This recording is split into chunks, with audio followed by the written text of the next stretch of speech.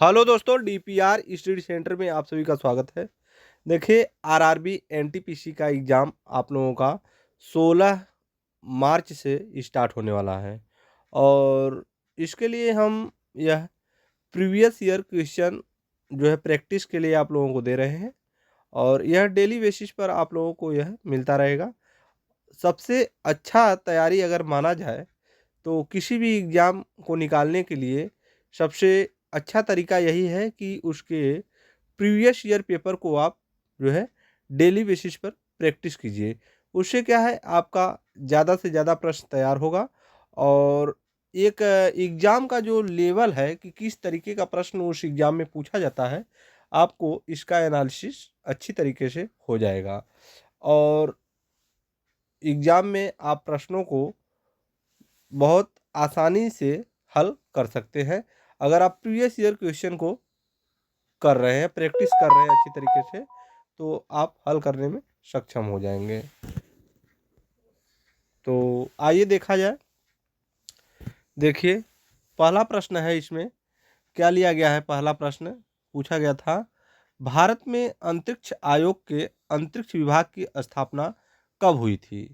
भारत में अंतरिक्ष आयोग एवं अंतरिक्ष विभाग की स्थापना किस वर्ष हुई थी।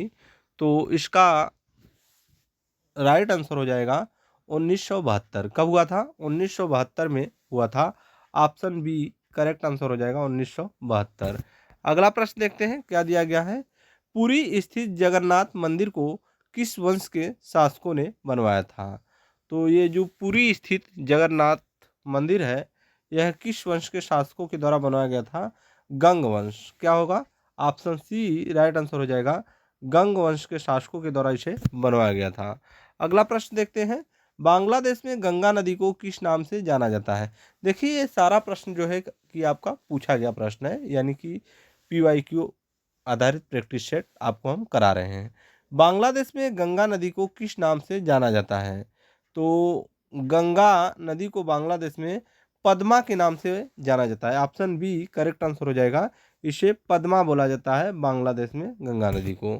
अगला प्रश्न देखते हैं, क्वेश्चन नंबर 4 है, हैदराबाद तथा सिकंदराबाद को किस नाम से जाना जाता है।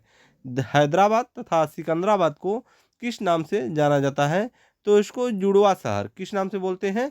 जुड़वा शहर के नाम से इसको जाना जाता है, हैदराबाद और सिकंदराबाद को। ऑप्शन ए करेक्ट हो जाएगा, जुड़वा शहर, हैदराबाद और सिकंदराबाद। अगला प्रश्न देखते हैं, क्या दिया गया है। देखिए, क्वेश्चन नंबर 5 है, महाभारत का प्राचीन नाम क्या है। महाभारत का प्राचीन नाम क्या है। तो इसका राइट आंसर हो जाएगा, महाभारत का प्राचीन नाम जय संहिता। क्या बोला जाता है इसको? जय संहिता। तो इसका करेक्ट आंसर हो जाएगा जय संहिता। ऑप्शन डी राइट आंसर होगा, जय संहिता। अगला प्रश्न देखते हैं, क्या दिया गया है।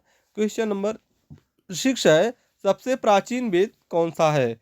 सबसे प्राचीन वेद कौन सा है। ऋग्वेद। क्या बोला जाता है? ऋग्वेद। राइट आंसर हो जाएगा ऑप्शन सी ऋग्वेद, इसका सही आंसर हो जाएगा। अगला प्रश्न देखते हैं, क्या दिया गया है। राष्ट्रपति अपना त्याग पत्र किसे सौंपता है। राष्ट्रपति अपना त्याग पत्र किसे सौंपता है। तो इसका करेक्ट आंसर हो जाएगा उपराष्ट्रपति को। किसे सौंपता है? उपराष्ट्रपति। इसका राइट आंसर होगा उपराष्ट्रपति। ऑप्शन बी सही होगा। अगला प्रश्न देखते हैं, क्या दिया गया है। हजम हजामत हजामती दर्पण। क्या पूछा गया है। हजामती दर्पण के रूप में किस दर्पण का प्रयोग होता है। हजामती दर्पण के रूप में किस दर्पण का प्रयोग किया जाता है। तो इसका करेक्ट आंसर हो जाएगा अवतल दर्पण। क्या होगा? अवतल दर्पण। ऑप्शन ए करेक्ट होगा, अवतल दर्पण। अगला प्रश्न देखते हैं, क्या दिया गया है। नेक्स्ट है, तानसेन का असली नाम क्या था। तानसेन का असली नाम क्या था। तो यह करेक्ट आंसर होगा, तानसेन का असली नाम था रामतनु पांडे। क्या नाम था? Ramtanu Pandey. Option A correct हो जाएगा, रामतनु पांडे। अगला प्रश्न देखते हैं, क्या दिया गया है। खजुराहो का मंदिर लगभग किस वर्ष पुराना है। कितना वर्ष, सॉरी, खजुराहो का मंदिर लगभग कितना वर्ष पुराना मंदिर है, यह आपको बताना है। देखिए, इसका करेक्ट आंसर होगा 1000 वर्ष। क्या होगा? 1000 वर्ष पुराना है खजुराहो का मंदिर। ऑप्शन सी करेक्ट हो जाएगा, खजुराहो मंदिर। अगला प्रश्न देखते हैं, हाथी गुम्बा, हाथी गुम्बा किस राज्य में स्थित है? हाथी गुम्बा यह एक प्रकार का अभिलेख है, यह किस राज्य में स्थित है यह आपको बताना है। इसका राइट आंसर हो जाएगा उड़ीसा। क्या होगा? उड़ीसा। हाथी गुम्बा जो अभिलेख है यह उड़ीसा में स्थित है। ऑप्शन बी करेक्ट हो जाएगा, उड़ीसा।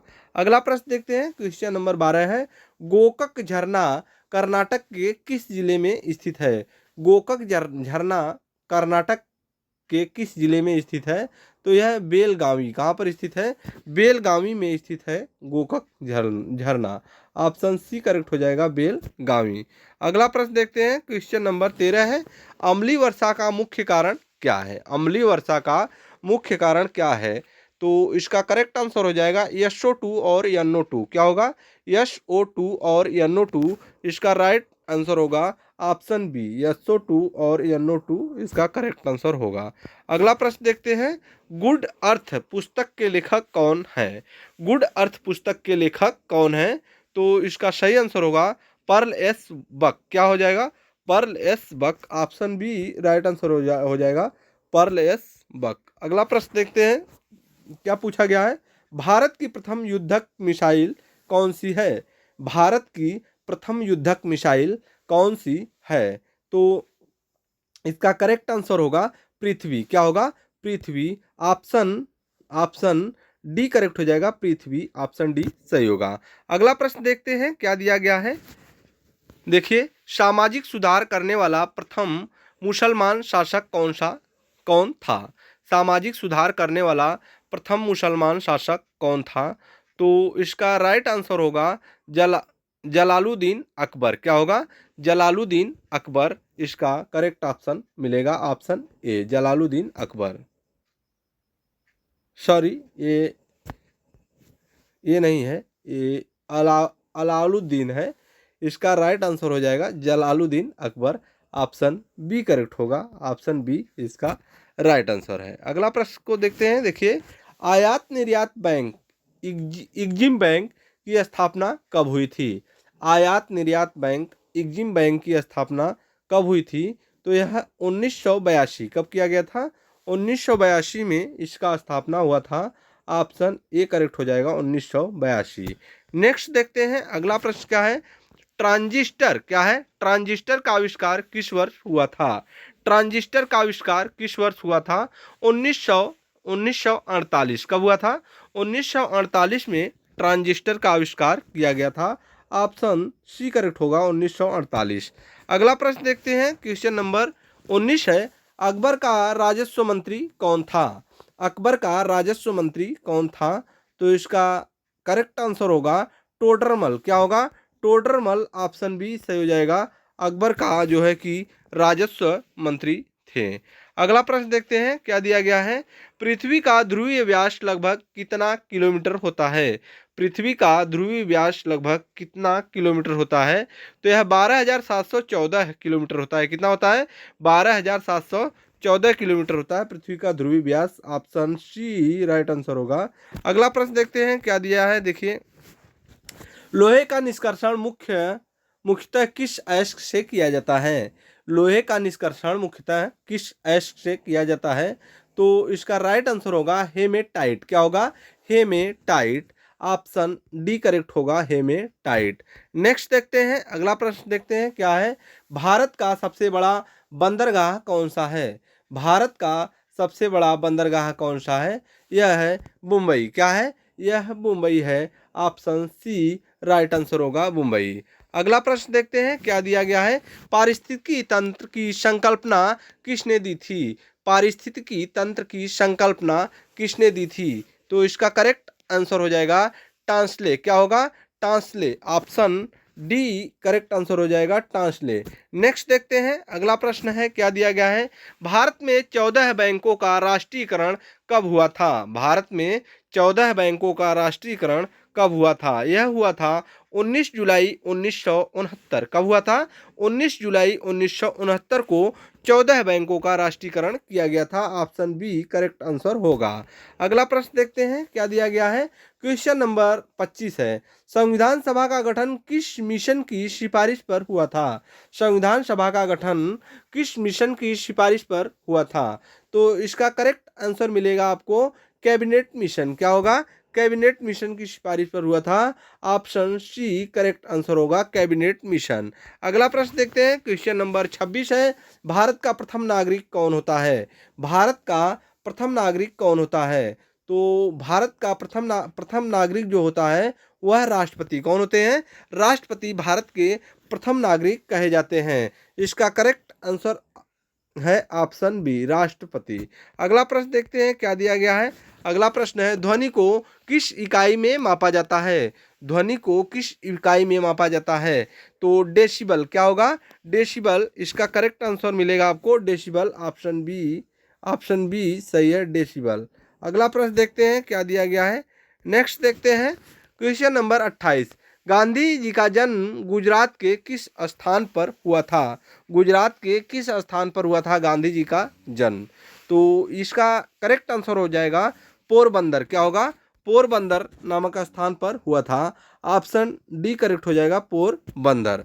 अगला प्रश्न देखते हैं क्या दिया गया है। गुप्त वंश का संस्थापक कौन था? गुप्त वंश का संस्थापक कौन था?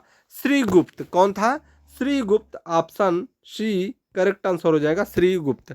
अगला प्रश्न देखते हैं, बांग्लादेश की मुद्रा का नाम क्या है? बांग्लादेश की मुद्रा का नाम क्या है? तो इसका करेक्ट आंसर होगा टका। क्या है? टका। ऑप्शन ए सही है, टका। अगला प्रश्न देखते हैं क्या दिया गया है।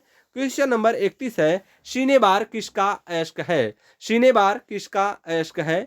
इसका राइट ऑप्शन मिले आंसर है पारा। शनिवार किसका अयस्क है? शनिवार पारा का अयस्क है। ऑप्शन सी सही आंसर है, पारा। क्या होगा? पारा। नेक्स्ट देखते हैं अगला क्वेश्चन है, करो या मरो का नारा किसने दिया था? करो या मरो का नारा किसने दिया था? तो यह दिया गया है महात्मा गांधी के द्वारा। किसके द्वारा दिया गया है? करो या मरो का नारा महात्मा गांधी के द्वारा दिया गया है। ऑप्शन बी राइट आंसर होगा, महात्मा गांधी। अगला प्रश्न देखते हैं, दिल्ली भारत की राजधानी किस वर्ष बनी थी? दिल्ली जो है भारत की राजधानी किस वर्ष बनी थी?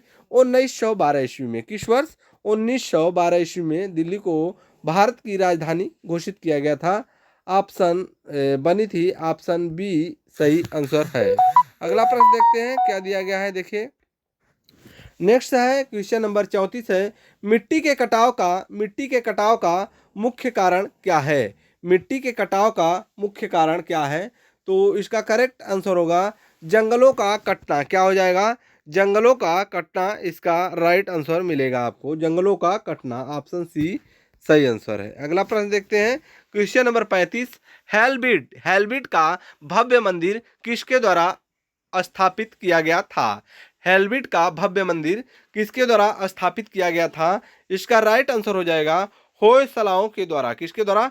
होयसलाओं के द्वारा इसे स्थापित किया गया था, हेलबिड का भव्य मंदिर। ऑप्शन सी करेक्ट आंसर होगा। नेक्स्ट देखते हैं अगला प्रश्न क्या दिया गया है। क्वेश्चन नंबर 36 है, चाय मुख्यतः किन क्षेत्रों में उगाई जाती है? चाय मुख्यतः किन क्षेत्रों में उगाई जाती है? तो इसका करेक्ट आंसर होगा अत्यधिक ठंडे क्षेत्रों में। कहां पर? अत्यधिक ठंडे क्षेत्रों में।